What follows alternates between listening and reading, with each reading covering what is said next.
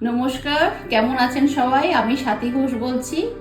আমার চ্যানেল সহজ রান্নাতে আপনাদের সবাইকে স্বাগত জানাই। আজকের রান্না রুই রোস্ট। এটা আপনারা বানান, দেখুন কিভাবে আমি সহজ পদ্ধতিতে বানিয়েছি রান্নাটা। বানানোর পরে অতি অবশ্যই আমার চ্যানেলটিকে লাইক, শেয়ার এবং সাবস্ক্রাইব করবেন।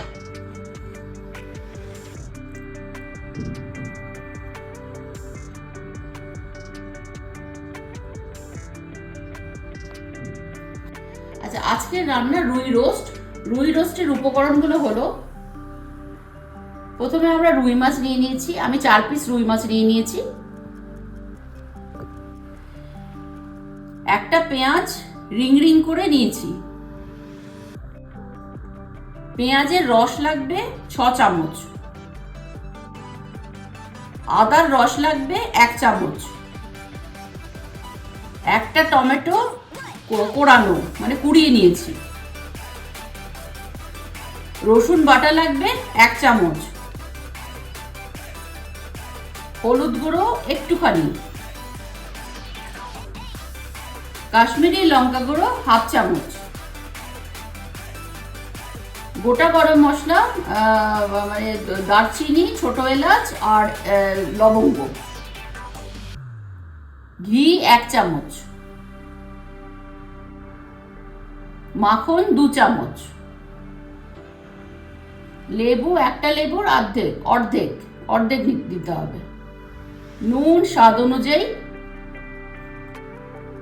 চিনি অল্প 1/2 চামচ।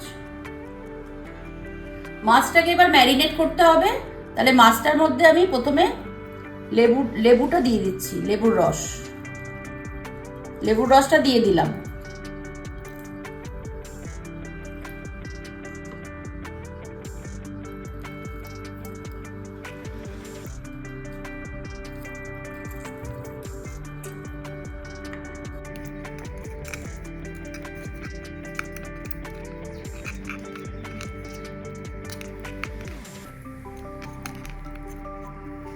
হলুদ গুঁড়ো অল্প।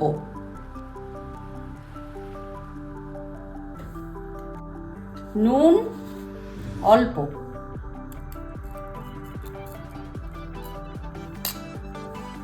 দিয়ে 10 মিনিটের জন্য মাছটা রেখে দেবো।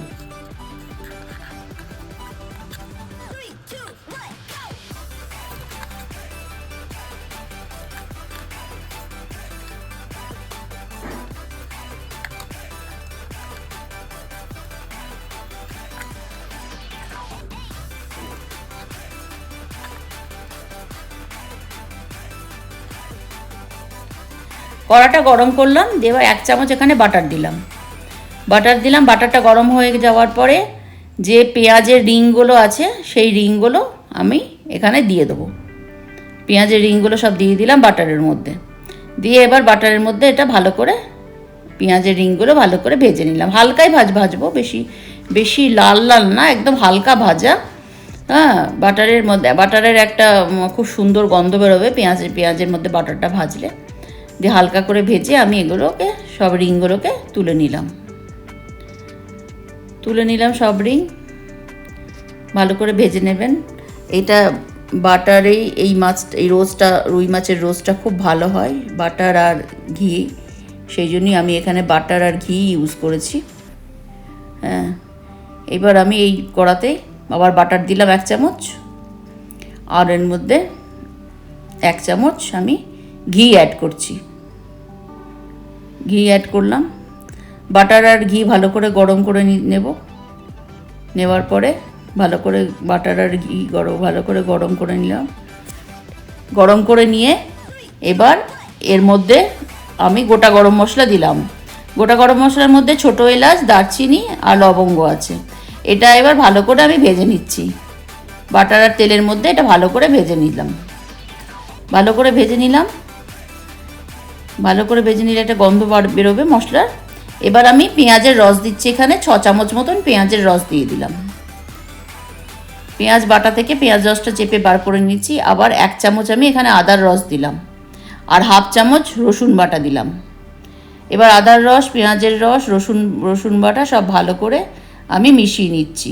তেল আর ঘিয়ের মধ্যে ভালো করে মিশিয়ে নিলাম। মিশিয়ে নেওয়ার পরে ভালো করে মশলাটা ভালো করে মিশিয়ে নিলাম, তাহলে মশলার গন্ধটা চলে যাবে। হ্যাঁ, ভালো করে এটা একটু ভাজা ভাজা হয়ে গেলে এবার এর মধ্যে একটুখানি কাশ্মীরি লঙ্কার গুঁড়ো মিশিয়ে দিলাম, 1/2 চামচ মতন। কাশ্মীরি লঙ্কার গুঁড়ো মেশানোতে একটা কালার আসবে, সুন্দর কালার আসবে। হ্যাঁ, ভালো করে মিশিয়ে নেওয়ার পরে এবার আমি নুন দিলাম। নুনটা আন্দাজ মতন দেবেন, নুনটা ঠিক পরিমাণ মতন দেবেন, যেমন যেমন যতটা দরকার।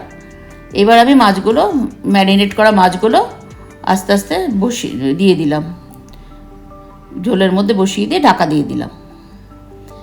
এবার 5 মিনিট পর ফিরে এলাম, ঢাকনা খুলে মাছগুলোকে আমি এবার একটুখানি উল্টে দেবো। সব মাছগুলোকে আমি উল্টে দিলাম। এক পিঠটা সেদ্ধ হয়ে গেছে, আর এক পিঠটা সেদ্ধ হবে, সেই জন্য মাছগুলোকে উল্টে দিলাম। আর এখানে জল পড়বে না, এটা জল ছাড়াই হবে। পেঁয়াজের রস, রসুন বাটা, আদার রসই এটা সেদ্ধ হবে। ঠিক আছে, উল্টে দিলাম। উল্টে দেওয়ার পরে এবার টমেটোটা যেটা কোড়ানো ছিল সেই টমেটো কোড়ানোটা দিয়ে দিলাম, টমেটোর রসও যাবে। এবার আমি একটুখানি চিনি দিলাম, চিনিটা অল্পই দিলাম, জাস্ট টেস্টের জন্য। দিয়ে এবার মাছগুলোকে আর উল্টাবো না, একদিকে এই পিঠটা হবে, সেই জন্য আমি একবার প্রথমবারই উল্টে দিয়েছি। এবার আমি আবার এটা ঢাকা দিয়ে দেবো। ঢাকা দেওয়ার পরে আবার 5 মিনিট পর ফিরে এলাম, দিয়ে এবার মাছটাকে আবার উল্টে দেবো আর ঝোলটাকেও একটুখানি গা মাখা করে নেবো। চাইলে এটাতে ঝোল রাখাও যায়, আবার এরকমও রাখা যেতে পারে, আবার এটা গা মাখাও খাওয়া যেতে পারে। এটা আপনাদের উপর ডিপেন্ড করছে যে আপনারা কীরকম খাবেন, কিন্তু জল পড়বে না। এখানে পেঁয়াজের রস বেশি পরিমাণে দেওয়া যেতে পারে। এরপরে যে আমি ভেজেছিলাম বাটার দিয়ে পেঁয়াজের রিংগুলো, সেগুলো একটু মাছের ওপরে দিয়ে দেবো। মাছের ওপরে ওই ভাজা পেঁয়াজের রিংগুলো দিয়ে দেবো, তাহলে দিয়ে একটু ঢাকা দিয়ে দেবো, দিয়ে একটুখানি রাখবো। রাখার পর আবার ঢাকা খুলবো। এইবার জলটা অনেকটা মরেও গেছে, একটু মাখা হয়ে গেছে। আমাদের প্রায় তৈরি, প্রায় রেডি রুই মাছের রোস্ট। আপনারা বানান, খুব টেস্টি হয় এই রান্নাটা। আপনারা বানিয়ে অতি অবশ্যই আমাকে কমেন্ট সেকশানে জানাবেন কেমন লাগলো। বানান, এটা ভাতের সাথে খুব ভালো লাগবে, পোলাওয়ের সাথেও ভালো লাগবে। তৈরি হয়ে গেল আজকের রান্না রুই রোস্ট। কেমন লাগলো অতি অবশ্যই জানাবেন, এবং আমার চ্যানেলটিকে লাইক, শেয়ার, সাবস্ক্রাইব করতে একদম ভুলবেন না। আপনারা বানান, খুব সহজ পদ্ধতিতে এটা তৈরি হয়ে গেল।